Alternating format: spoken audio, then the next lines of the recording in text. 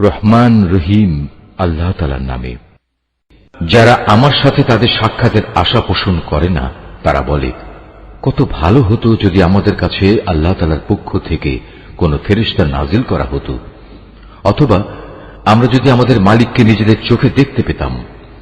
তারা এসব বলে নিজেদের বড় অহংকারী মনে করল এবং আল্লাহ তাআলার নাফরমানিতেও তারা মাত্রাতিরিক্ত সীমা লঙ্ঘন করে ফেলল। যেদিন সত্যি সত্যি তারা সে ফেরেশতাদের দেখবে, তখন কিন্তু অপরাধীদের জন্য সেদিন কোনো সুসংবাদ থাকবে না, বরং তারা বলবে, হে আল্লাহ, আযাবের এই ফেরেশতাদের থেকে আমরা পানা চাই, পানা চাই। এবার আমি তাদের সেসব কর্মকাণ্ডের দিকে মনোনিবেশ করব যা তারা দুনিয়ায় করে এসেছে। তখন আমি তাদের কাজসমূহ উড়ন্ত ধূলি করার মতোই নিষ্ফল করে দেব। সেদিন জান্নাতীদের বাসস্থান ও তাদের বিশ্রামের জায়গা হবে অত্যন্ত মনোরম। হে মানুষ, তোমরা সেদিনকে ভয় করো যেদিন আসমান তার মেঘমালা নিয়ে ফেটে পড়বে, আর তারই মাঝ দিয়ে দলে দলে ফেরেশতারা জমিনে নেমে আসবে। সেদিন চূড়ান্ত বাদশাহী হবে দয়াময় আল্লাহ তাআলার জন্য। যারা অস্বীকার করেছে তাদের উপর সেদিনটি হবে বড়ই কঠিন। সেদিন জালেম ব্যক্তি ক্ষোভে দুঃখে নিজের হাত দুটো দংশন করতে করতে বলবে, হায়, আমরা যদি দুনিয়ায় রাসূলের সাথে দ্বীনের পথ অবলম্বন করতাম।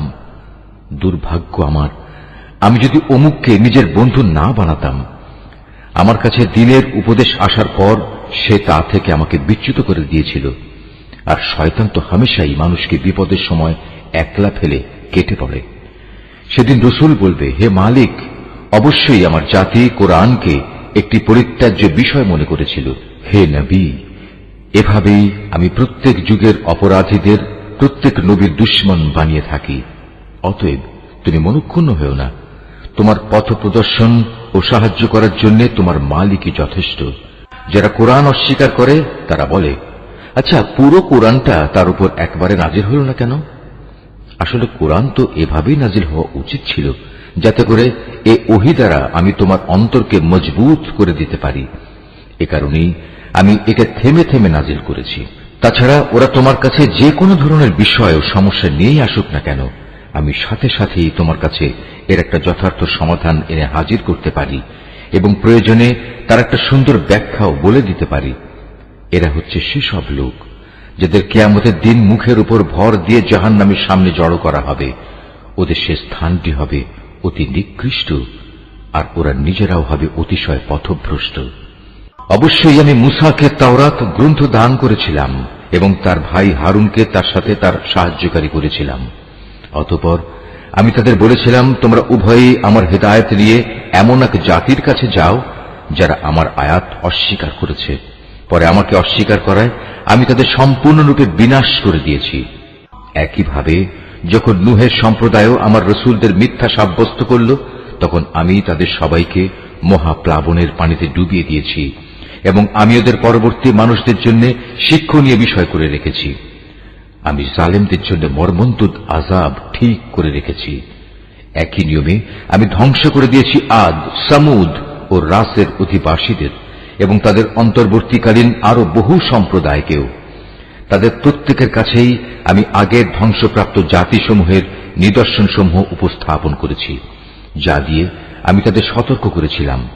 কিন্তু কেউই যখন সতর্কবাণী শুনল না, তখন আমি তাদের সবাইকে চূড়ান্তভাবে নির্মূল করে দিয়েছি। এরা তো সে জনপদ দিয়ে নিত্য আসা যাওয়া করে, যার উপর আযাবের বৃষ্টি বর্ষণ করা হয়েছিল। ওরা কি তা দেখছে না? আসল কথা হচ্ছে, এরা পুনরায় জীবিত হওয়ার কোনো আশাই পোষণ করে না। হে নবী, এরা যখন তোমাকে দেখে তখন তোমাকে কেবল ঠাট্টা বিদ্রুপের পাত্র রূপেই গণ্য করে বলে, এ কি সে লোক যাকে আল্লাহ তাআলা রাসূল করে পাঠিয়েছেন? এ ব্যক্তিই তো আমাদের দেবতাদের ইবাদত থেকে আমাদের সম্পূর্ণ বিচ্যুতই করে দিত যদি আমরা তাদের উপর দৃঢ় প্রতিষ্ঠিত না থাকতাম। হ্যাঁ, তারা যখন আল্লাহ তাআলার আযাব স্বচক্ষে দেখতে পাবে, তখন ভালো করে জানতে পারবে কে তোমাদের মাঝে বেশি পথভ্রষ্ট ছিল। হে নবী, তুমি কি সে ব্যক্তির অবস্থা দেখনি যে তার কামনা বাসনাকে নিজের মাবুদ বানিয়ে নিয়েছে? তুমি কি তার মতো ব্যক্তিকে সঠিক পথে আনার কোন দায়িত্ব নিতে পারো? হে নবী, তুমি কি সত্যি মনে করো তাদের অধিকাংশ লোক তোমার কথা শোনে কিংবা এর মর্ম বোঝে? আসলে ওরা হচ্ছে পশুর মতো, বরং কোন কোন ক্ষেত্রে তারা আরো বেশি বিভ্রান্ত। হে নবী, তুমি কি তোমার মালিকের কুদরতের দিকে তাকিয়ে দেখো না, কিভাবে তিনি ছায়াকে সর্বত্র বিস্তার করে রেখেছেন। তিনি ইচ্ছা করলে তা তো একই স্থানে স্থায়ী করে রাখতে পারতেন। অতঃপর আমি কিন্তু সূর্যকে তার উপর একটি স্থায়ী নির্ঘণ্ট বানিয়ে রেখেছি। পরে আমি ধীরে ধীরে তাকে আমার দিকে গুটিয়ে আনব। আল্লাহ তাআলাই তোমাদের জন্য রাতকে আবরণ, ঘুমকে আরাম ও দিনকে জেগে ওঠার সময় করে দিয়েছেন।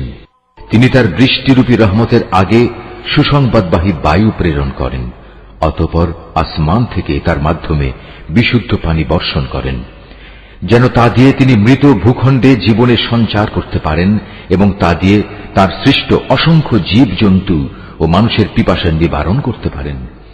পানি বিতরণ পরিকল্পনাকে আমি বারবার তাদের মাঝে সংঘটিত করি, যাতে করে তারা এ বিষয়টি থেকে শিক্ষা গ্রহণ করতে পারে। কিন্তু অধিকাংশ মানুষই আমার অকৃতজ্ঞতা ছাড়া অন্য কিছু করতে অস্বীকার করল।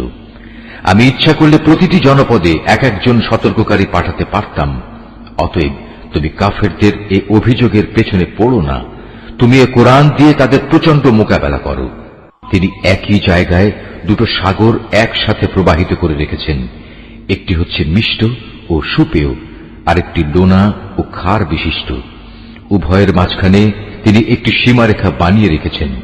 সত্যি এটি একটি অনতিক্রম্য ব্যবধান।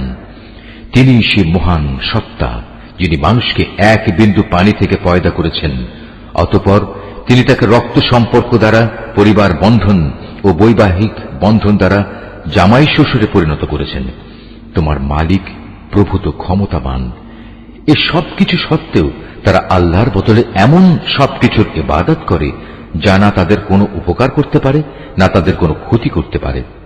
আসলে প্রতিটি কাফের ব্যক্তি নিজের মালিকের মোকাবেলায় বিদ্রোহেরই সাহায্যকারী হয়ে থাকে। হে নবী, আমি তো তোমাকে কেবল জান্নাতের সুসংবাদ দাতা ও জাহান্নামের সতর্ককারী রূপেই পাঠিয়েছি।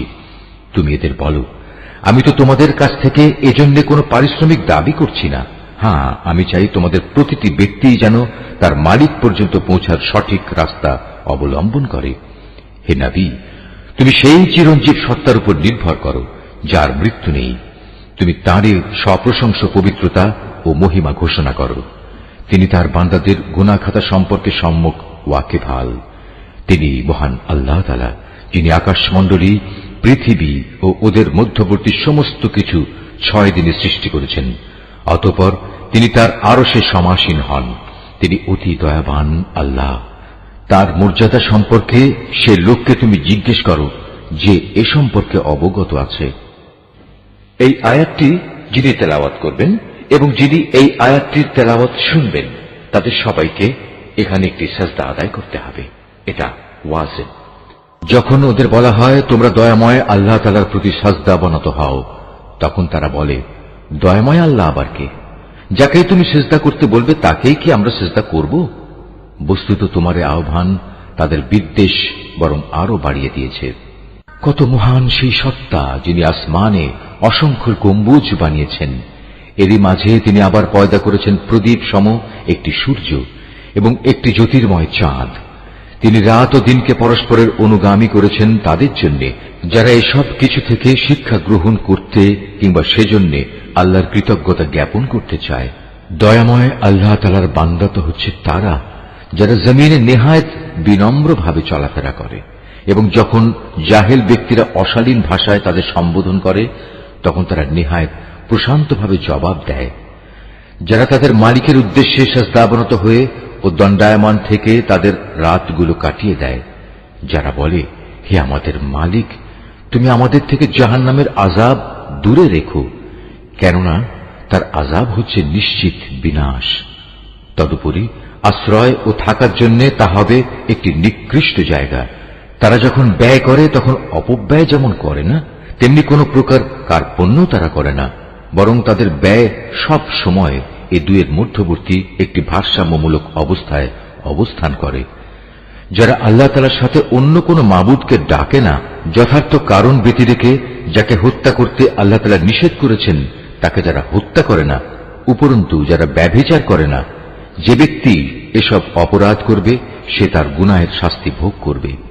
কিয়ামতের দিন তার জন্য এ শাস্তি আরো বাড়িয়ে দেয়া হবে। সেখানে সে অপমানিত হয়ে চিরকাল পড়ে থাকবে। কিন্তু যারা এসব থেকে তওবা করেছে, আল্লাহর উপর ঈমান এনেছে এবং নেক আমল করেছে, আল্লাহ তাআলা এমন সব লোকদের পেছনের গুনাহসমূহ তাদের নেক আমল দ্বারা বদলে দেবেন। আল্লাহ তাআলা ক্ষমাশীল ও পরম দয়ালু। যে ব্যক্তি তওবা করে এবং নেক আমল করে, সে এর দ্বারা সম্পূর্ণত আল্লাহ অভিমুখী হয়ে পড়ে। দয়াময় আল্লাহ তাআলার নেক বান্দা তারাও যারা মিথ্যা সাক্ষ্য দেয় না। ঘটনাচক্রে যদি কোনো অযথা বিষয়ের তারা সম্মুখীন হয়ে যায়, তাহলে একান্ত ভদ্রতার সাথে তারা সেখান থেকে সরে পড়ে। এরা হচ্ছে এমন কিছু লোক, তাদের কাছে যখন তাদের মালিকের কোনো আয়াত পড়ে কোনো কিছু স্মরণ করানো হয়, তখন তারা তার উপর অন্ধ ও বধির হয়ে দাঁড়িয়ে থাকে না। যারা বলে, হে আমাদের মালিক, তুমি আমাদের স্বামী, স্ত্রী ও সন্তান সন্ততিদের থেকে আমাদের জন্য চোখের শীতলতা দান করো, উপরন্তু তুমি আমাদের পরহেজগার লোকদের ইমাম বানিয়ে দাও। এরাই হচ্ছে সেসব লোক, তাদের কঠোর ধৈর্যের বিনিময় স্বরূপ যাদের সুরম্য বালাখানা দেয়া হবে, ফেরেশতাদের পক্ষ থেকে তাদের সম্মানজনক অভিবাদন ও সালাম সহ অভ্যর্থনা জানানো হবে। সেখানে তারা চিরকাল থাকবে। কত উৎকৃষ্ট সে জায়গা আশ্রয় নেওয়ার জন্য, কত সুন্দর সে জায়গা থাকার জন্য। হে নবী, তুমি এদের বলো, তোমরা যদি তাকে না ডাকো, তবু আমার মালিক তোমাদের মোটেই পরোয়া করবেন না। যদি তোমরা তাকে ডাকো, তবে তা তোমাদেরই কল্যাণ বয়ে আনবে। কিন্তু তোমরা তো তাকে অস্বীকার করেছ, তাই অচিরেই এটা তোমাদের জন্য কাল হয়ে দেখা দেবে। সূরা আশ-শুআরা। রহমান রহিম আল্লাহ তাআলার নামে। ত-সীন মীম। এ হচ্ছে সুস্পষ্ট গ্রন্থের কতিপয় আয়াত। হে নবী, মনে হচ্ছে তুমি তোমার জীবনটাই ধ্বংস করে দেবে। কেন তারা ঈমান আনছে না সে দুঃখে। অথচ আমি চাইলে এদের উপর আসমান থেকে এমন একটি নিদর্শন নাজিল করতে পারি, যা দেখে তাদের গর্দান তার দিকে ঝুঁকে পড়বে। যখনই দয়াময় আল্লাহ তাআলার কাছ থেকে এদের কাছে কোনো নতুন উপদেশ আসে, তখনই তারা তা থেকে মুখ ফিরিয়ে নেয়। এরা যেহেতু আল্লাহর আযাব অস্বীকার করেছে, তাই অচিরেই তাদের কাছে সে আযাবের প্রত্যক্ষ বিবরণ এসে হাজির হবে, যা নিয়ে তারা ঠাট্টা বিদ্রূপ করত। এরা কি জমিনের দিকে নজর করে দেখে না আমি কত কত ধরনের উৎকৃষ্ট জিনিসপত্র তাতে উৎপাদন করাই? নিশ্চয়ই এর মাঝে আমার সৃষ্টি কৌশলের নিদর্শন ছড়িয়ে আছে, কিন্তু তাদের অধিকাংশ মানুষ তা বিশ্বাসই করে না। তোমার মালিক অবশ্যই পরাক্রমশালী ও পরম দয়ালু। হে নবী, তুমি তাদের সে সময়কার কাহিনী শোনাও, যখন তোমার মালিক মূসাকে ডাকলেন ইসলামের দাওয়াত নিয়ে, যেন জালেম জাতির কাছে যায় যেন ফেরাউনের জাতির লোকদের কাছে। তারা কি আমার ক্রোধকে ভয় করে না? সে বলল, হে আমার মালিক, আমি আশঙ্কা করছি তারা আমাকে মিথ্যা সাব্যস্ত করবে। তাছাড়া আমার হৃদয় সংকীর্ণ হয়ে আসছে, আমার জিহ্বা ভালো করে কথা বলতে পারে না। এমত অবস্থায় আমার সাহায্যের জন্য তুমি হারুনের কাছে নবুত পাঠাও। তাছাড়া আমার উপর তাদের আগে থেকেই একটা অপরাধের অভিযোগ আছে, তাই আমি ভয় করছি এখন তারা সে অভিযোগে আমাকে মেরেই ফেলবে। আল্লাহ তাআলা বললেন, না, তা কখনো হবে না। আমার আয়াত নিয়ে তোমরা উভয়ই তার কাছে যাও, আমি তো তোমাদের সাথেই আছি, আমি সবকিছু শুনতে পাই। তোমরা দুজন যাও ফেরাউনের কাছে, অতঃপর তোমরা তাকে বলো, আমরা সৃষ্টিকুলের মালিক আল্লাহ তাআলার প্রেরিত রাসূল, তুমি বনী ইসরাইলদের আমাদের সাথে যেতে দাও। ফেরাউন এসব শুনে বলল, হে মূসা, আমি কি তোমাকে আমাদের তত্ত্বাবধানে রেখে লালন পালন করিনি? তুমি কি জীবনে বেশ কয়েকটি বছর আমাদের মধ্যে অতিবাহিত করনি? তখন তোমরা যা কিছু করার ছিল তা তুমি ঠিক মতোই করেছ। তুমি তো দেখছি ভারী অকৃতজ্ঞ মানুষ। বলল, হ্যাঁ, আমি তখন সে কাজটি একান্ত না জানা অবস্থায় করে ফেলেছি। অতঃপর যখন আমি তোমাদের কাছ থেকে প্রতিশোধের ব্যাপারে ভয় পেয়ে গেলাম, তখন আমি তোমাদের এখান থেকে পালিয়ে গেলাম। তারপর আমার মালিক আমাকে বিশেষ জ্ঞান দান করলেন এবং আমাকে রসুলদের দলে সামিল করলেন।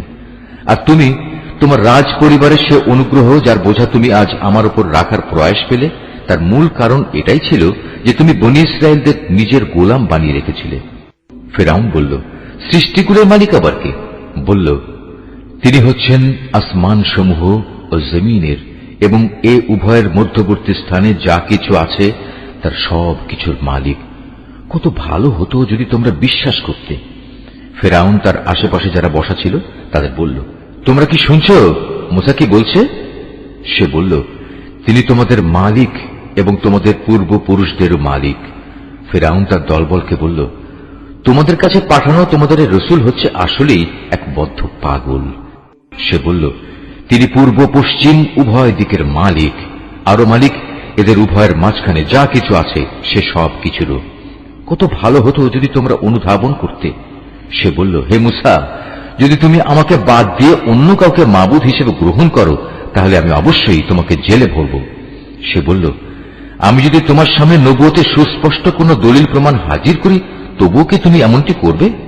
সে বলল, যাও নিয়ে এসো সে দলিল প্রমাণ, যদি তুমি তোমার দাবিতে সত্যবাদী হও। অতঃপর সে তার লাঠি জমিনে নিক্ষেপ করল, তৎক্ষণাৎ তা একটি দৃশ্যমান অজগর হয়ে গেল। দ্বিতীয় নিদর্শন হিসেবে সে বগল থেকে তার হাত বের করল, সাথে সাথেই তার দর্শকদের সামনে চমকাতে লাগল। ফিরআউন তার আশেপাশে উপবিষ্ট দরবারের বড় আমলাদের বলল, হে তো দেখছি আসলে একজন সুদক্ষ জাদুকর। সে তার জাদুর শক্তি দিয়ে তোমাদের দেশ থেকে তোমাদেরই বের করে দিতে চায়। বলো এখন তোমরা আমাকে এ ব্যাপারে কি পরামর্শ দেবে? তারা বলল, আমাদের মতে তুমি তাকেও তার ভাইকে কয়েকদিনের অবকাশ দাও এবং এ সুযোগে তুমি শহরে বন্দরে জাদুকরদের নিয়ে আসার ফরমান দিয়ে সংগ্রাহকদের পাঠিয়ে দাও। তাদের বলে দাও তারা যেন প্রতিটি সুদক্ষ জাদুকরকে তোমার সামনে এনে হাজির করে। অতঃপর একটি নির্দিষ্ট দিনে একটি নির্দিষ্ট সময়ে দেশের সব জাদুকরদের একত্রিত করা হল। সাধারণ মানুষদের জন্যও শাহী ফরমান জারি করে বলা হল তারাও যেন সেখানে একত্রিত হয়।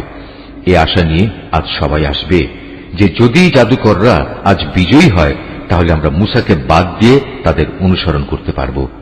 তারা ফিরআউনের সামনে এসে বলল, আমরা যদি আজ জয়লাভ করি তাহলে আমাদের জন্য পর্যাপ্ত পুরস্কার থাকবে তো? সে বলল, হ্যাঁ তা তো অবশ্যই। তেমন অবস্থায় তোমরাই তো হবে আমার ঘনিষ্ঠ জন।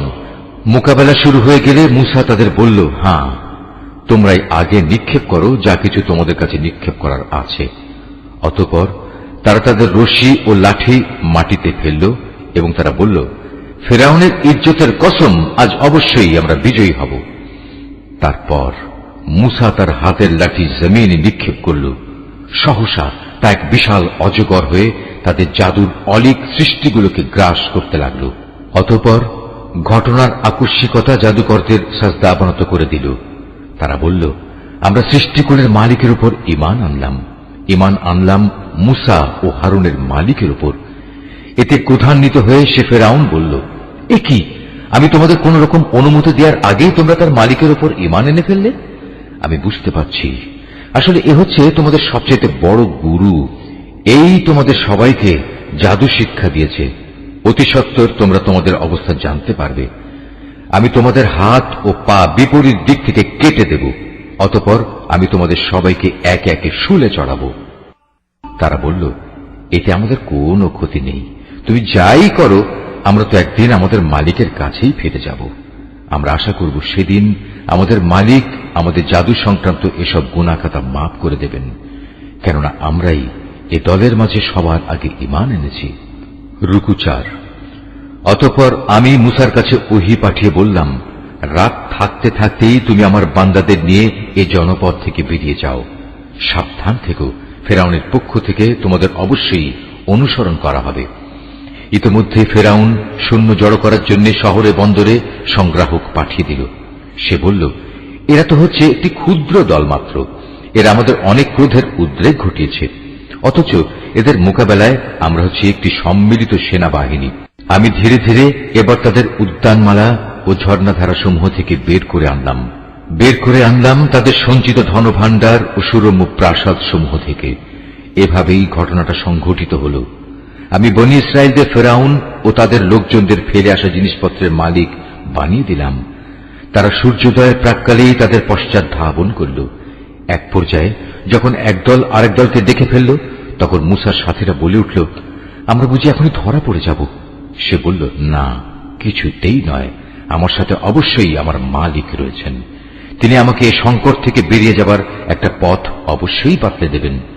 অতঃপর আমি এই বলে মুসার কাছে ওহী পাঠালাম, তুমি তোমার লাঠি দ্বারা সমুদ্রে আঘাত হানো। মুসা তার লাঠি সমুদ্রে ফেলার পর তা ফেটে দুভাগ হয়ে গেল এবং এর প্রতিটি ভাগ এত বড় ছিল যেমন উঁচু উঁচু একটা পাহাড়, এবার আমি অপর দলটিকে এই জায়গার কাছে নিয়ে এলাম। ঘটনার সমাপ্তি এভাবে হল। আমি মূসা ও তার সকল সাথীকে ফেরাউন থেকে উদ্ধার করলাম। অতঃপর আমি অপর দলটিকে সাগরে ডুবিয়ে দিলাম। অবশ্যই এ ঘটনার মাঝে শিক্ষার নিদর্শন আছে, কিন্তু তাদের অধিকাংশ মানুষ তো আল্লাহ তাআলার উপর ঈমানই আনে না। তোমার মালিক অবশ্যই পরাক্রমশালী ও পরম দয়ালু। হে নবী, তুমি ওদের কাছে ইব্রাহিমের ঘটনাও বর্ণনা করো, যখন সে তার পিতা ও তার জাতির লোকদের এ মর্মে জিজ্ঞেস করেছিল, তোমরা সবাই কার ইবাদত করো? তারা বলল, হ্যাঁ, আমরা মূর্তির ইবাদত করি। নিষ্ঠার সাথেই আমরা তাদের ইবাদতে মগ্ন থাকি। সে বলল, বলো তো, তোমরা যখন তাদের ডাকো, তারা কি তোমাদের কোনো কথা শুনতে পায়? অথবা তারা কি তোমাদের কোনো উপকার করতে পারে, কিংবা পারে কি তোমাদের কোনো ক্ষতি করতে? তারা বলল, না, তা পারে না, তবে আমরা আমাদের বাপদাদাদের এরূপে এদের ইবাদত করতে দেখেছি। সে বলল, তোমরা কি কখনো তাদের ব্যাপারটা একটু চিন্তা ভাবনা করে দেখেছো, যাতে তোমরা ইবাদত করো? তোমরা নিজেরা যেমনি করছো, তোমাদের আগের লোকেরাও তেমনি করেছে। এভাবে যাদের ইবাদত করা হচ্ছে, তারা সবাই হচ্ছে আমার দুশমন। তবে সৃষ্টিকুলের মালিক ছাড়া তিনি আমার বন্ধু। তিনি আমাকে পয়দা করেছেন, অতঃপর তিনি আমাকে অন্ধকারে চলার পথ দেখিয়েছেন। তিনি আমাকে আহার্য দেন, তিনি আমার পানীয় সরবরাহ করেন। আর আমি যখন রোগাক্রান্ত হই, তখন তিনি আমাকে রোগ মুক্ত করেন। তিনি আমার মৃত্যু ঘটাবেন, তিনি আমাকে আবার নতুন জীবন দেবেন। শেষ বিচারের দিন তাঁর কাছ থেকে আমি এ আশা করব, তিনি আমার গুনাহসমূহ মাফ করে দেবেন। অতঃপর ইব্রাহিম দোয়া করল, হে আমার মালিক, তুমি আমাকে জ্ঞান দান করো এবং আমাকে তোমার নেককার মানুষদের সাথে মিলিয়ে রেখো, এবং আগামী প্রজন্মের কাছে তুমি আমার স্মরণ অব্যাহত রেখো। আমাকে তুমি তোমার নিয়ামতে ভরা জান্নাতের অধিকারীদের মধ্যে শামিল করে নিও। আমার পিতাকে হেদায়েতের তৌফিক দিয়ে তুমি মাফ করে দাও, কেননা সে গুমরাহীদের একজন। আমাকে তুমি সেদিন অপমানিত করো না, যেদিন সব মানুষদের পুনরায় জীবন দেয়া হবে। সেদিন তো কারো ধন সম্পদ কাজে লাগবে না, না সন্তান সন্ততি কারো কাজে আসবে। অবশ্য যে আল্লাহর কাছে একটি বিশুদ্ধ অন্তর নিয়ে হাজির হবে, তার কথা আলাদা। সেদিন জান্নাতকে পরহেজগার লোকদের একান্ত কাছে নিয়ে আসা হবে এবং জাহান্নামকে গুনাহগারদের জন্য উন্মোচিত করে দেয়া হবে। তখন তাদের বলা হবে, বলো, এখন কোথায় তারা? দুনিয়ার জীবনে যাদের তোমরা ইবাদত করতে, যাদের তোমরা আল্লাহ তাআলাকে বাদ দিয়ে ইবাদতের জন্য ডাকতে, আজ তারা তোমাদের কোন রকম সাহায্য করতে পারবে কি? না তারা নিজেদের আল্লাহর আযাব থেকে আজ বাঁচাতে পারবে? অতঃপর যাদের তারা মাবুদ বানাতো, তারা এবং গোমরা মানুষ যারা তাদের ইবাদত করত, সবাইকে সেখানে অধোমুখী করে নিক্ষেপ করা হবে। নিক্ষেপ করা হবে ইবলিসের সমুদায় বাহিনীকেও। সেখানে গিয়ে তারা নিজেরা এক মহা বিতর্কে লিপ্ত হবে এবং প্রত্যেকেই নিজ নিজ মাবুদদের বলবে, আল্লাহ তাআলার কসম, আমরা দুনিয়াতে সুস্পষ্ট গুমরাহিতে নিমজ্জিত ছিলাম। বিশেষ করে যখন আমরা সৃষ্টিকুলের মালিক আল্লাহ তাআলার সাথে তোমাদেরও তার সমকক্ষ মনে করতাম। আসলে এসব বড় বড় গুনার ব্যক্তিরাই আমাদের পথভ্রষ্ট করে দিয়েছে। হায়, আজ আমাদের পক্ষে কথা বলার কেউই রইল না। না আছে এমন কোন শরীর বন্ধু যে আল্লাহ তাআলার কাছে সুপারিশ পেশ করতে পারে। কত ভালো হতো যদি আমাদের আরেকবার দুনিয়ায় পাঠিয়ে দেয়া হতো, তাহলে অবশ্যই আমরা ঈমানদার হয়ে যেতাম। নিঃসন্দেহে এ ঘটনার মাঝেও শিক্ষার বহু নিদর্শন রয়েছে, কিন্তু তাদের অধিকাংশ লোক তো ঈমানই আনে না। নিশ্চয়ই তোমার মালিক পরাক্রমশালী ও পরম দয়ালু। নূহের জাতির লোকেরাও আমার রসুলদের মিথ্যা সাব্যস্ত করেছিল। যখন তাদেরই ভাই নূহ এসে তাদের বলল, হে আমার জাতি, তোমরা কি আল্লাহ তাআলাকে ভয় করো না? নিঃসন্দেহে আমি তোমাদের জন্য একজন বিশ্বস্ত রসুল। অতএব তোমরা একমাত্র আল্লাহ তাআলাকে ভয় করো এবং আমার আনুগত্য করো। আমি এ দাওয়াত পৌঁছানোর জন্য তোমাদের কাছে কোনো পারিশ্রমিক দাবি করি না। আমার যা পারিশ্রমিক তা তো রব্বুল আলামিনের কাছে মজুদ রয়েছে। সুতরাং তোমরা আল্লাহ তাআলাকে ভয় করো এবং আমার আনুগত্য করো। তারা বলল, আমরা কিভাবে তোমার উপর ঈমান আনব, যখন আমরা দেখতে পাচ্ছি কতিপয় নিচু লোক তোমার আনুগত্য স্বীকার করে নিয়েছে। সে বলল, ওরা কে কি কাজ করে তা আমার জানার বিষয় নয়। তাদের কাজের হিসাব গ্রহণ করা আমার দায়িত্ব নয়। এটা তো সম্পূর্ণ আমার মালিকের ব্যাপার। কত ভালো হতো এই কথাটা যদি তোমরাও বুঝতে পারতে। এটা আমার কাজ নয় যে যারা ঈমান আনবে নিম্নমানের মানুষ হওয়ার কারণে আমি তাদের আমার কাছ থেকে তাড়িয়ে দেব। আমি তো একজন সতর্ককারী ছাড়ার কিছুই নই। তারা বলল, হে নূহ, যদি তুমি এ কাজ থেকে ফিরে না আসো তাহলে তোমাকে পাথর মেরে হত্যা করা হবে। সে বলল, হে আমার মালিক, তুমি দেখতে পাচ্ছ কিভাবে আমার জাতি আমাকে মিথ্যাবাদী সাব্যস্ত করল। তুমি আমার এবং তাদের মাঝে একটা ফয়সালা করে দাও। তুমি আমাকে এবং আমার সাথে যেসব ঈমানদার মানুষরা আছে তাদের সবাইকে এদের ফিতনা থেকে উদ্ধার করো। আমি তার দোয়া কবুল করলাম। তাকে এবং তার সঙ্গী সাথী যারা ভরা নৌকায় তার সাথে আরোহী ছিল তাদের মহাপ্লাবন থেকে বাঁচিয়ে দিলাম। অতঃপর অবশিষ্ট লোকদের আমি ডুবিয়ে দিলাম। এ ঘটনার জন্যও একটি শিক্ষণীয় নিদর্শন আছে, কিন্তু এদের মধ্যে অধিকাংশ লোক তো ঈমানই আনে না। অবশ্যই তোমার মালিক, তিনি তো মহাপরাক্রমশালী এবং পরম দয়ালু। আদ সম্প্রদায়ের লোকেরাও তাদের রসুলদের মিথ্যা প্রতিপন্ন করেছিল। যখন তাদেরই একজন শুভাকাঙ্ক্ষী ভাই এসে তাদের বলল, হে আমার জাতির লোকেরা, এ কি হলো তোমাদের? তোমরা কি আল্লাহ তাআলাকে ভয় করবে না? আমি হচ্ছে তোমাদের জন্য একজন বিশ্বস্ত রসুল। অতএব তোমরা আল্লাহ তাআলাকে ভয় করো এবং আমার আনুগত্য করো। আমি তো এ কাজের জন্য তোমাদের কাছে কোনো প্রতিদান চাই না। আমার প্রতিদান তো রব্বুল আলামিন আল্লাহ তাআলার কাছে মজুদ রয়েছে। তোমরা প্রতিটি উঁচু স্থানের স্মৃতিসৌধ হিসেবে বড় বড় ঘর বানিয়ে নিচ্ছ, যা তোমরা একান্ত অপচয় হিসেবেই করছো। এমন নিপুণ শিল্পকর্ম দিয়ে প্রাসাদ বানাচ্ছ যা দেখে মনে হয় তোমরা বুঝি এ পৃথিবীতে চিরদিন থাকবে। অপরদিকে তোমরা যখন কার উপর আঘাত হানো, সে আঘাত হানো অত্যন্ত নিষ্ঠুর স্বেচ্ছাচারী হিসেবে। অতএব তোমরা আল্লাহ তাআলাকে ভয় করো এবং আমার আনুগত্য করো। তোমরা ভয় করো তাকে যিনি তোমাদের এমন সবকিছু দিয়ে সাহায্য করেছেন যা তোমরা ভালো করে জানো। তিনি চতুষ্পদ জন্তু জানোয়ার সন্তান সন্ততি দিয়ে তোমাদের সাহায্য করেছেন সুরম্য উদ্যানমালা ও ঝর্ণাধারা দিয়ে। সত্যি আমি এসব অকৃতজ্ঞ আচরণের কারণে তোমাদের জন্য একটি কঠিন দিনের শাস্তির ভয় করছি। তারা বলল, হে নবী, তুমি আমাদের কোনো উপদেশ দাও কিংবা না দাও, উভয়টাই আমাদের জন্য সমান। তোমার এসব কথা আগের লোকদের নিয়ম নীতি ছাড়া আর কিছু নয়। আসলে আমরা কখনো আযাব প্রাপ্ত হব না। অতঃপর তারা তাকে মিথ্যা সাব্যস্ত করল। আমিও তাদের সম্পূর্ণ ধ্বংস করে দিলাম। মূলত এই ঘটনার মাঝেও রয়েছে শিক্ষণীয় নিদর্শন। তা সত্ত্বেও এদের অধিকাংশ মানুষ ঈমান আনে না। নিশ্চয়ই তোমার মালিক পরাক্রমশালী, পরম দয়ালু। এভাবে সামুদ জাতীয় তাদের রসুলদের মিথ্যা প্রতিপন্ন করেছিল। যখন তাদেরই এক ভাই সালেহ তাদের বলেছিল, তোমাদের এ কি হলো? তোমরা কি আল্লাহ তাআলাকে ভয় করবে না? নিঃসন্দেহে আমি তোমাদের জন্য একজন বিশ্বস্ত রসুল। অতএব তোমরা আল্লাহ তাআলাকে ভয় করো এবং আমার আনুগত্য করো। আমি তো তোমাদের কাছে এ কাজের জন্য কোন রকম পারিশ্রমিক দাবি করছি না যে এ ভয়ে তোমরা আমাকে অমান্য করবে। আমার যা কিছু পারিশ্রমিক তা তো সৃষ্টিকুলের মালিক আল্লাহর কাছে মজুদ রয়েছে। তোমরা কি ধরেই নিয়েছ এ দুনিয়ার মাঝে যা কিছু ভোগের উপকরণ রয়েছে তার মধ্যে নিরাপদে বাস করার জন্য তোমাদের এমনি ছেড়ে দেয়া হবে? নিরাপদ থাকবে তোমরা এ উদ্যানমালা ও এ ঝর্ণাধারার মধ্যে? শস্য ক্ষেত্র, এ নাজুক ও ঘন গোছা বিশিষ্ট খেজুর বাগিচার মধ্যেও কি তোমরা সত্যি নিরাপদ থাকতে পারবে? তোমরা যে নিপুণ শিল্প দ্বারা পাহাড় কেটে রংচং করে বাড়ি বানাও, তাতে কি তোমরা চিরদিন থাকতে পারবে?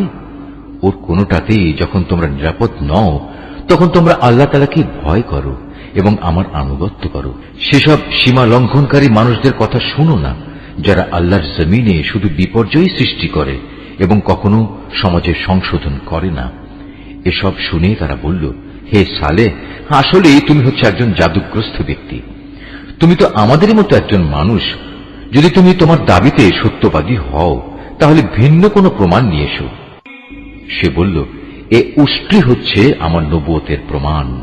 এর জন্য কুয়ার পানি পান করার একটি নির্দিষ্ট পালা থাকবে, আর একটি নির্দিষ্ট দিনের পালা থাকবে তোমাদের পশুদের পানি পান করার জন্য।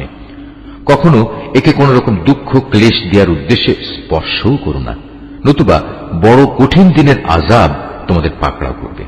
অতঃপর পায়ের নলি কেটে তারা সেটিকে হত্যা করল। তখন কঠিন শাস্তি দেখে তারা ভীষণভাবে অনুতপ্ত হল।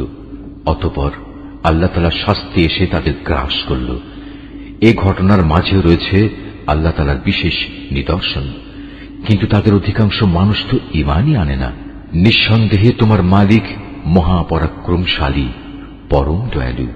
একইভাবে লুতের জাতীয় আল্লাহর রসুলদের অস্বীকার করেছে। যখন তাদের ভাই লুত এসে তাদের বলল, এ কি হলো তোমাদের?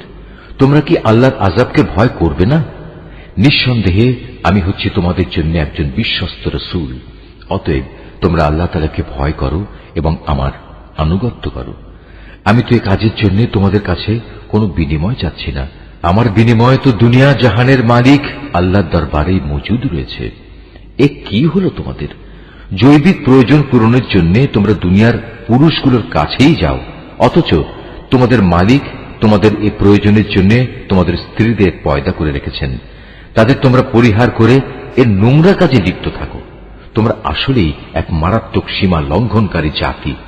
তারা বলল, হে লূত, যদি তুমি তোমার এসব ওয়াজ নসিহত থেকে নিবৃত না হও তাহলে তুমি হবে বহিষ্কৃতদের একজন। সে বলল, দেখো, আমি তোমাদের এই নোংরা কাজ অত্যন্ত ঘৃণা করি। এবার লূত আল্লাহ তাআলাকে বলল, হে আমার মালিক, তারা যা কিছু করে তুমি আমাকে এবং আমার পরিবার পরিজনকে সেসব ঘৃণিত কাজ থেকে বাঁচাও। অতঃপর আমি লূত ও তার পরিবার পরিজনদের সকলকে উদ্ধার করলাম, তার পরিবারের এক পাপী বৃদ্ধাকে বাদ দিয়ে। সে উদ্ধারের সময় পেছনেই থেকে গেল এবং আযাবে নিমজ্জিত হয়ে গেল। অতঃপর অবশিষ্ট সবাইকেই আমি সম্পূর্ণ ধ্বংস করে দিলাম। তাদের উপর আমি আযাবের বৃষ্টি বর্ষণ করলাম।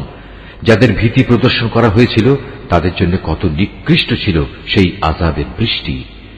এই ঘটনার মাঝেও রয়েছে শিক্ষণীয় নিদর্শন, কিন্তু তাদের অধিকাংশই ঈমান আনে না। নিঃসন্দেহে তোমার মালিক মহাপরাক্রমশালী, পরম দয়ালু। আইকার অধিবাসীরাও আগত রসুলদের অস্বীকার করেছিল। যখন শোয়েব তাদের বলেছিল, হে আমার জাতি, তোমরা কি আল্লাহ তাআলাকে ভয় করবে না? নিঃসন্দেহে আমি হচ্ছি তোমাদের জন্য একজন বিশ্বস্ত রসুল। সুতরাং তোমরা আল্লাহ তাআলাকে ভয় করো এবং আমার আনুগত্য করো। আমি যে তোমাদের ডাকছি এজন্য আসলে আমি তোমাদের কাছ থেকে কোনো পারিশ্রমিক দাবি করছি না, কারণ আমার পারিশ্রমিক যা তা তো সৃষ্টিকুলের মালিক আল্লাহ তাআলার কাছেই মজুদ রয়েছে। হে মানুষ, মাপের সময় তোমরা পুরোপুরি মেপে দেবে। মাপে কম দিয়ে তোমরা ক্ষতিগ্রস্ত লোকদের দলভুক্ত হয়েও না। ওজন করার সময় পাল্লা ঠিক রেখে ওজন করবে। মানুষদের পাওনা কখনো কম দেবে না এবং দুনিয়ায় খামাখা ফিতনা ফাসাদ সৃষ্টি করো না। ভয় করবে তাকে যিনি তোমাদের এবং তোমাদের আগে যারা গত হয়ে গেছে তাদের সবাইকে সৃষ্টি করেছেন। তারা বলল, হে শোয়েব, তুমি তো দেখছি জাদুগ্রস্ত ব্যক্তিদেরই অন্তর্ভুক্ত। তুমি তো আমাদেরই মতো মানুষ। আমরা মনে করি তুমি মিথ্যাবাদীদেরই অন্তর্ভুক্ত। হ্যাঁ, তুমি যদি নবী হওয়ার দাবিতে সত্যবাদী হও তাহলে যাও, আসমান ভেঙে এর একটি টুকরো আমাদের উপর ফেলে দাও। সে বলল, যা কিছু উদ্ভট দাবি তোমরা করছো আমার মালিক তা ভালো করে জানেন। অতঃপর তারা তাকে মিথ্যা সাব্যস্ত করল। পরিণামে মেঘাচ্ছন্ন দিনের এক ভীষণ আযাব তাদের পাকড়াও করল। এ ছিল সত্যি এক কঠিন আযাব। এই ঘটনার মাঝেও শিক্ষার নিদর্শন আছে, কিন্তু মানুষদের অনেকেই এর উপর ঈমান আনে না। নিঃসন্দেহে তোমার মালিক মহাপরাক্রমশালী ও পরম দয়ালু। হে নবী, অবশ্যই এ কোরআনটা রব্বুল আলামিনের নাজিল করা একটি গ্রন্থ। একজন বিশ্বস্ত ফেরেশতা আমারই আদেশে এটা নাজিল করেছে তোমারই মনের উপর, যাতে করে তুমিও সতর্ককারী নবীদের একজন হতে পারো। একে নাজিল করা হয়েছে সুস্পষ্ট আরবি ভাষায়। আগের উম্মতদের কাছে নাজিল করা কিতাবসমূহে অবশ্যই এটি উল্লিখিত আছে। এটা কি এদের জন্য দলিল নয় যে বনী ইসরায়েলের আলেমরাও এর সম্পর্কে পূর্ণ অবগত আছে? যদি আমি এ কোরআনকে আরবির বদলে অন্য কোনো অনারবের ওপর তার ভাষায় নাজিল করতাম, তারপর সে অনারব ব্যক্তি তাদের কাছে এসে এটা কিতাব পাঠ করত, অতঃপর ভাষাগত অজুহাত তুলে এর উপর তারা মোটেই ঈমান আনত না। এভাবেই আমি এ বিষয়টি নাফরমান অপরাধীদের অন্তরে প্রবেশ করিয়ে দিয়েছি। তারা কখনো এর উপর ঈমান আনবে না যতক্ষণ না তারা কোনো কঠিন আযাব নিজেদের চোখে দেখতে পাবে। আর সে আযাব কিন্তু তাদের কাছে আসবে একান্ত আকস্মিকভাবেই, তারা কিছুই টের পাবে না। তখন তারা বলবে, আমাদের কি কিছু সময়ের জন্য অবকাশ দেয়া হবে না? অথচ সে লোকগুলোই একসময় আযাব ত্বরান্বিত করতে চেয়েছিল। তুমি এ বিষয়টা চিন্তা করে দেখেছ কি? যদি আমি তাদের অনেক দিন ধরে পার্থিব ভোগবিলাস ভোগ করতেও দেই, তারপর যে আযাব সম্পর্কে তাদের ওয়াদা করা হয়েছিল তা যদি সত্যি তাদের কাছে এসে পড়ে, তাহলে এই যে বৈষয়িক বিলাস তারা ভোগ করছিল তা সব কি কোনো কাজে লাগবে? আমি কাফেরদের কোন জনপদকে ধ্বংস করিনি যার জন্য পূর্বেই কোন সতর্ককারী নবী পাঠানো হয়নি। তা হচ্ছে সুস্পষ্ট উপদেশ। আর আমি তো জালেম নই যে সতর্ক না করেই তাদের ধ্বংস করে দেব। এ কোরআন কোন শয়তান নাজিল করেনি। ওরা এ কাজের যোগ্যও নয়, না তারা তেমন কোনো ক্ষমতা রাখে। তাদের তো ওহী শোনা থেকেও বঞ্চিত রাখা হয়েছে। অতএব তুমি কখনো আল্লাহ তাআলার সাথে অন্য কোন মাবুদকে ডেকো না, নতুবা তুমিও শাস্তিযোগ্য হয়ে পড়বে। হে নবী, তুমি তোমার নিকটতম আত্মীয় স্বজনদের আল্লাহ তাআলার আযাব থেকে ভয় দেখাও। যে ব্যক্তি ঈমান নিয়ে তোমার অনুবর্তন করবে, তুমি তার প্রতি স্নেহের আচরণ করো। আবার যদি কেউ তোমার সাথে নাফরমানি করে, তাহলে তুমি তাকে বলে দাও, তোমরা আল্লাহ তাআলার সাথে যে আচরণ করছো তার পরিণামের জন্য আমি কিন্তু মোটেই দায়ী নই। তাদের অবাধ্য আচরণে তুমি মনক্ষুণ্ণ হইও না, তুমি বরং সর্বোচ্চ পরাক্রমশালী ও দয়ালু আল্লাহ তাআলার উপরই ভরসা করো, যিনি তোমাকে দেখতে থাকেন যখন তুমি নামাজে দাঁড়াও, এবং সিজদাকারীদের মাঝে তোমার ওঠা বসাও তিনি দেখেন। অবশ্যই তিনি সব কিছু শোনেন, সব কিছু জানেন। হে নবী, আমি কি তোমাকে বলে দেব শয়তান কার উপর সাওয়ার হয়? শয়তান তো সাওয়ার হয় প্রতিটি ঘোর মিথ্যাবাদী ও পাপী মানুষদের উপর। ওরা শয়তানের কথা শোনার জন্য কান পেতে থাকে, আর তাদের অধিকাংশই হচ্ছে নিরেট মিথ্যাবাদী। আমার নবী কবি নয়। কবিরা তো অধিকাংশই পথভ্রষ্ট হয়। কবিদের অনুসরণ করে আরো কতিপয় গোমরা ব্যক্তি। তুমি কি দেখতে পাও না, ওরা কল্পনার হাওয়ায় চড়ে প্রতিটি ময়দানে উদ্ভ্রান্তের মতো ঘুরে বেড়াচ্ছে। এরা এমন কথা অন্যদের বলে যা তারা নিজেরা করে না। তবে যারা আল্লাহর উপর ঈমান আনে ও সেই অনুযায়ী নেক কাজ করে এবং বেশি করে আল্লাহ তাআলাকে স্মরণ করে, তাদের কথা আলাদা।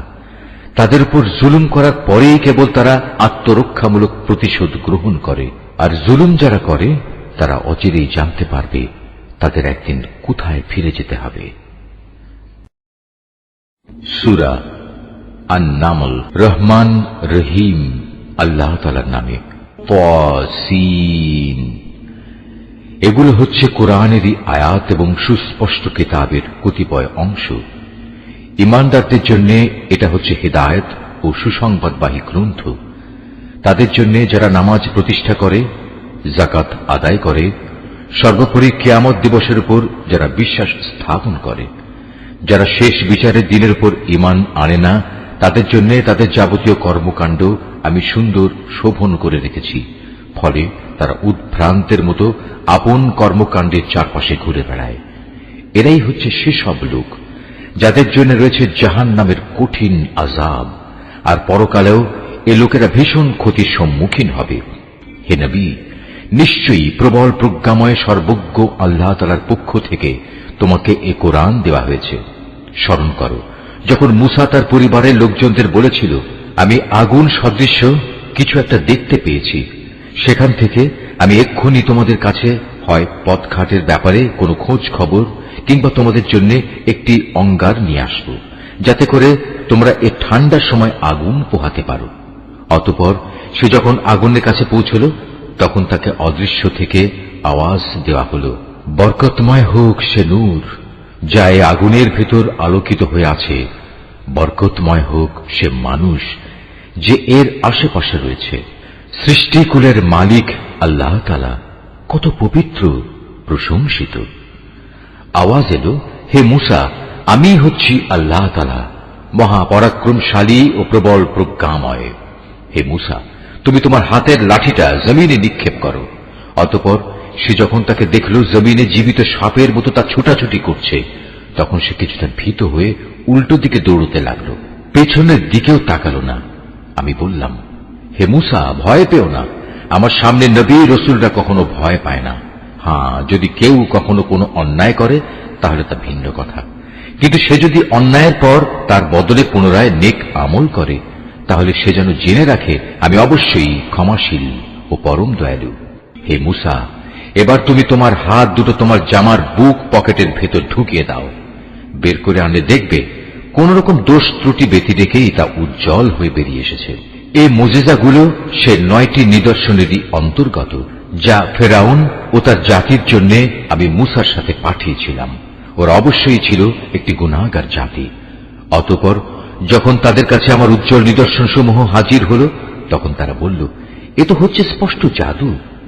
তারা জুলুম ও ঔদ্ধত্যের কারণে তার সবকিছু প্রত্যাখ্যান করল, যদিও তাদের অন্তর এসব নিদর্শন সত্য বলে গ্রহণ করে নিয়েছিল। অতঃপর হে নবী, তুমি দেখে নাও আমার জমিনে বিপর্যয় সৃষ্টিকারীদের কি পরিণাম হয়েছিল। আমি অবশ্যই দাউদ এবং সুলাইমানকে দিন দুনিয়ার জ্ঞান দান করেছিলাম। তারা উভয়ই বলল, যাবতীয় তারিফ আল্লাহ তাআলার, যিনি তার বহু ইমানদার বান্দার উপর আমাদের শ্রেষ্ঠত্ব দান করেছেন। দাউদের মৃত্যুর পর সুলাইমান দাউদের উত্তরাধিকারী হল। উত্তরাধিকার পেয়ে সে তার জনগণকে বলল, হে মানুষরা, আমাকে আল্লাহ তাআলার পক্ষ থেকে পাখিদের বুলি পর্যন্ত শেখানো হয়েছে।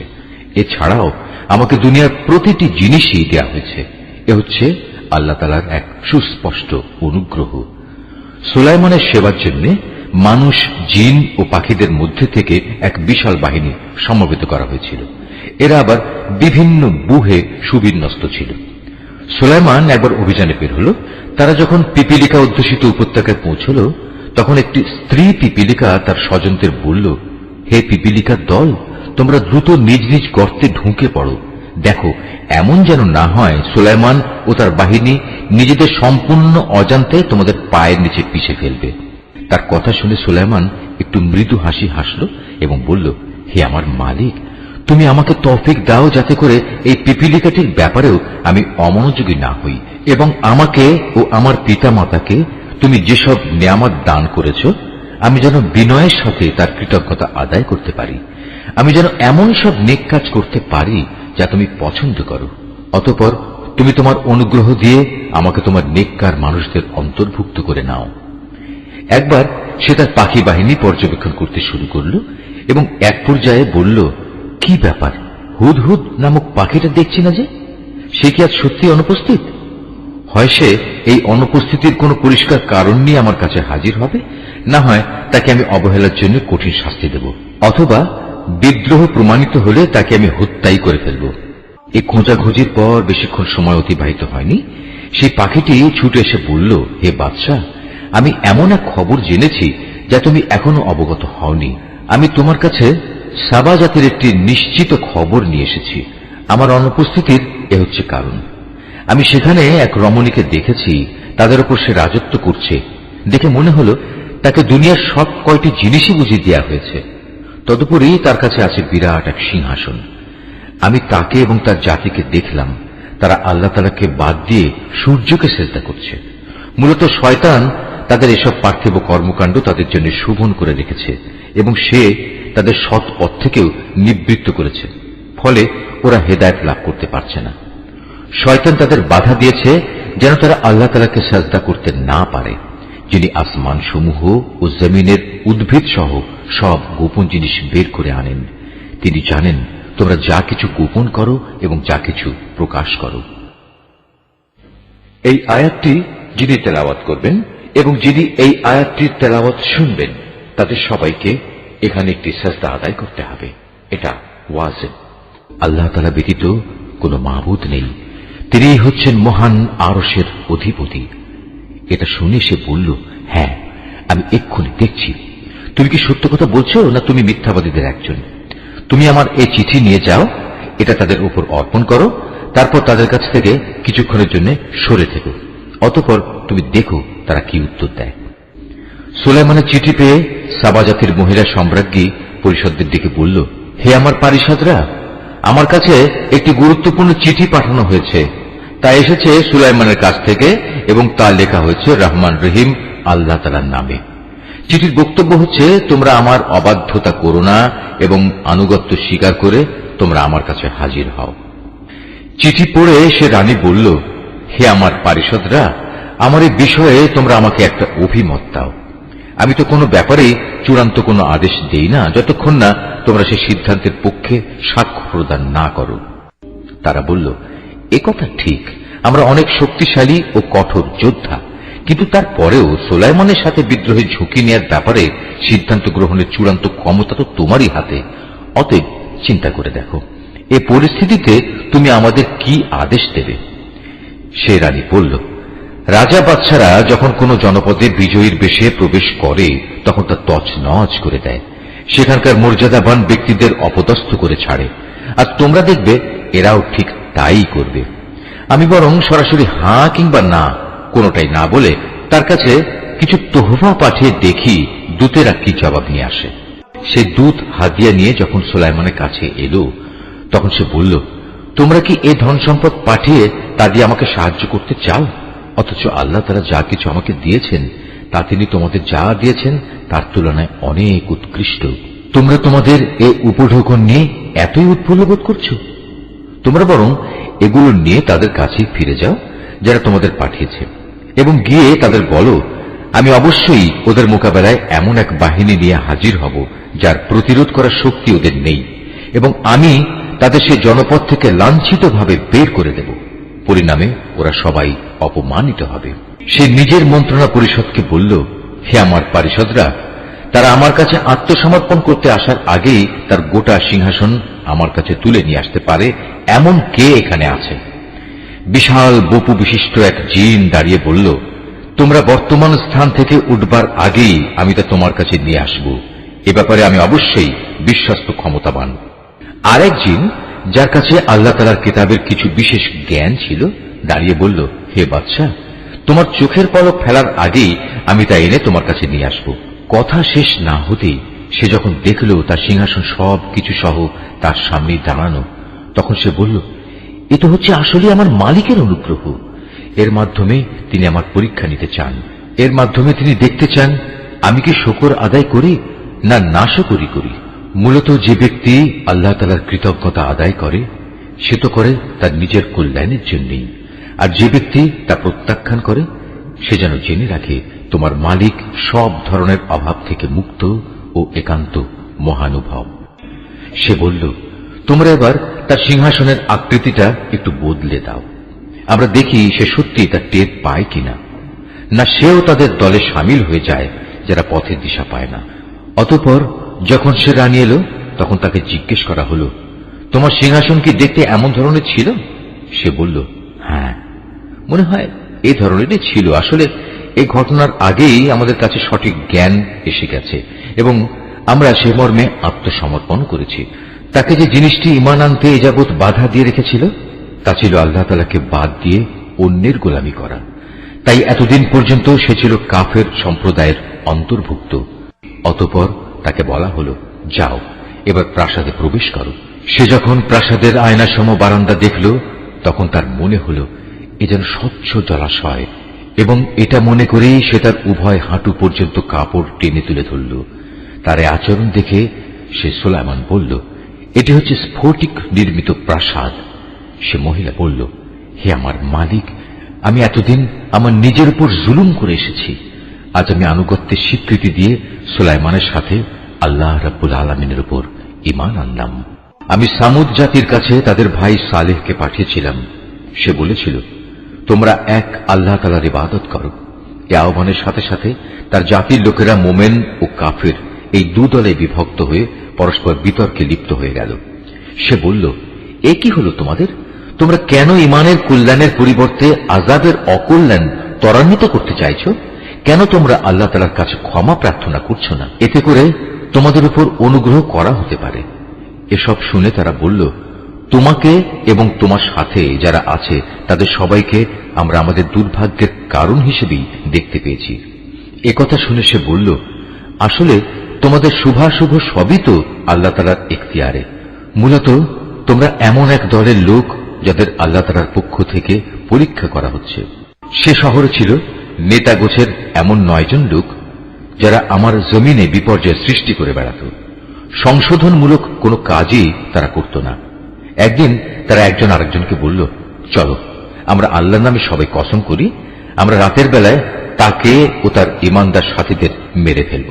অতঃপর তদন্তে এলে আমরা তার উত্তরাধিকারীকে বলবো, তার পরিবার পরিজনকে হত্যা করার সময় আমরা তো সেখানে উপস্থিত ছিলামই না। আমরা অবশ্যই সত্য কথা বলছি। তারা যখন সালেহকে মারার জন্য এই চক্রান্ত করছিল, তখন আমিও তাকে রক্ষা করার জন্য এমন এক কৌশল বের করলাম যা তারা বিন্দু মাত্র বুঝতে পারেনি। হে নবী, আজ তুমি দেখো তাদের চক্রান্তের কি পরিণাম হয়েছে। আমি তাদের এবং তাদের জাতির সবাইকে ধ্বংস করে দিয়েছি। চেয়ে দেখো, এ হচ্ছে তাদের ঘর বাড়ি, তাদেরই জুলুমের কারণে তা জনশূন্য বিরান হয়ে পড়ে আছে। অবশ্যই এই ঘটনার মাঝে জ্ঞানবান মানুষদের জন্য শিক্ষার অনেক নিদর্শন রয়েছে। যারা আল্লাহ তাআলার উপর ঈমান এনেছে এবং আল্লাহ তাআলাকে ভয় করেছে, আমি তাদের আমার আযাব থেকে মুক্তি দিয়েছি। আর হে নবী, তুমি লূতের কথাও এদের স্মরণ করাও, যখন সে তার জাতিকে বলল, তোমরা কেন অশ্লীল কাজ করছো, অথচ তোমরা এর পরিণাম ভালো করেই দেখতে পাচ্ছ। তোমরা কি তোমাদের যৌন তৃপ্তির জন্য নারীকে বাদ দিয়ে পুরুষের কাছেই আসবে? মূলত তোমরা হচ্ছে একটি মূর্খ জাতি। তার জাতির লোকদের কাছে এর শুধু এটুকু উত্তরই ছিল, লূত পরিবারকে তোমাদের এই জনপদ থেকে বের করে দাও, কেননা এরা কয়েকজন হচ্ছে একটু বেশি ভালো মানুষ। পরিশেষে আমি তাকে ও তার পরিবার পরিজনকে আযাব থেকে উদ্ধার করলাম, তবে তার স্ত্রীকে নয়। তাকে আমি পেছনে পড়ে থাকা আযাবে নিমজ্জিত মানুষদের সাথে সামিল করে নিয়েছিলাম। অতঃপর যারা পেছনে রয়ে গেছে তাদের উপর আমি গজবের বৃষ্টি নাজিল করলাম। যাদের ভীতি প্রদর্শন করা হয়েছিল তাদের জন্য এ বৃষ্টি, যা সেদিন ভীত সন্ত্রস্ত এই জাতির উপর পাঠানো হয়েছিল, কতই না নিকৃষ্ট ছিল। রুকু 5। হে নবী, তুমি বলো, সমস্ত তারিফ একমাত্র আল্লাহ তাআলার জন্য নিবেদিত এবং যাবতীয় শান্তি তার সেসব নেক বান্দার জন্য, যাদের তিনি তার দ্বীনের জন্য বাছাই করে নিয়েছেন। আসলে কে শ্রেষ্ঠ, আল্লাহ তাআলা না এরা তার সাথে যারা শরীক করে? নিশ্চয়ই আল্লাহ যা বলেছেন সত্য বলেছেন।